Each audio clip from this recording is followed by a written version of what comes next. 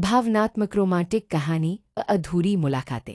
पहाड़ों से घिरे एक छोटे से कस्बे में आरव नाम का एक शांत सा लड़का रहता था। उसकी दुनिया में गूंजती थीं बस दो चीजें, पुरानी गिटार की धुनें और उसकी डायरी के पन्नों में दबी वह इकलौती तस्वीर जिसमें एक लड़की मुस्कुरा रही थी।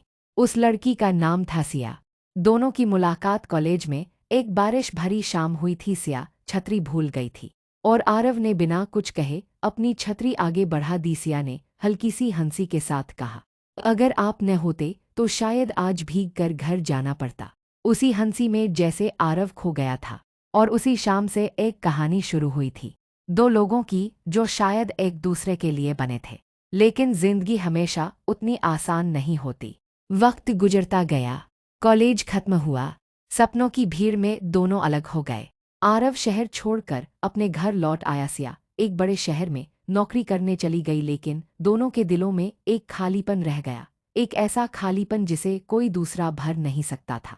एक दिन आरव ने हिम्मत जुटाई और सिया को मैसेज किया, कैसी हो? सिया ने बहुत देर बाद जवाब दिया, अच्छी हूँ, और तुम?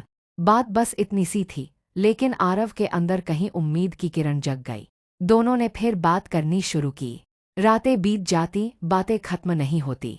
हंसी और हालात के बीच दो दिल फिर धीरे धीरे करीब आने लगे। लेकिन जिंदगी ने इस बार भी एक इम्तिहान रखा था। सिया की शादी तय हो चुकी थी। घर वालों की खुशी, रिश्तेदारों की उम्मीदें और उसके अपने दिल की धड़कन, तीनों अलग अलग रास्तों पर खड़े थे। शादी से एक रात पहले सिया ने कांपते हाथों से आरव को कॉल किया, आरव, अगर तुमने आज भी कुछ नहीं कहा तो शायद मैं हमेशा के लिए चली जाऊंगी। लंबी खामोशी, सिर्फ सांस लेती हवा की आवाज। आरव की आंखें भर आईं। वह बोला, सिया, मैं आज भी तुम्हें उसी बारिश वाली शाम की तरह प्यार करता हूँ, लेकिन अगर तुम्हारी खुशी उस रास्ते में है जहाँ मैं नहीं हूँ तो मैं तुम्हें रोकूंगा नहीं। फोन कट गया और साथ ही दोनों की आवाज़ें भी टूट गईं। सिया की शादी नहीं हुई। सुबह जब सबको पता चला कि उसने रिश्ता मना कर दिया है, वह एक ही बात कह रही थी, मैं किसी ऐसे इंसान के साथ नहीं जी सकती जिसके लिए मेरे दिल में वो जगह नहीं है जो किसी और के लिए हमेशा से थी। वह सीधे आरव के पास पहुंची। आरव ने उसे देखते ही कहा, तुम ठीक हो? सिया मुस्कुराई, आंखों में आंसू लिए। अब ठीक हूँ, क्योंकि इस बार मैं किसी बारिश में अकेली नहीं खड़ी हूँ।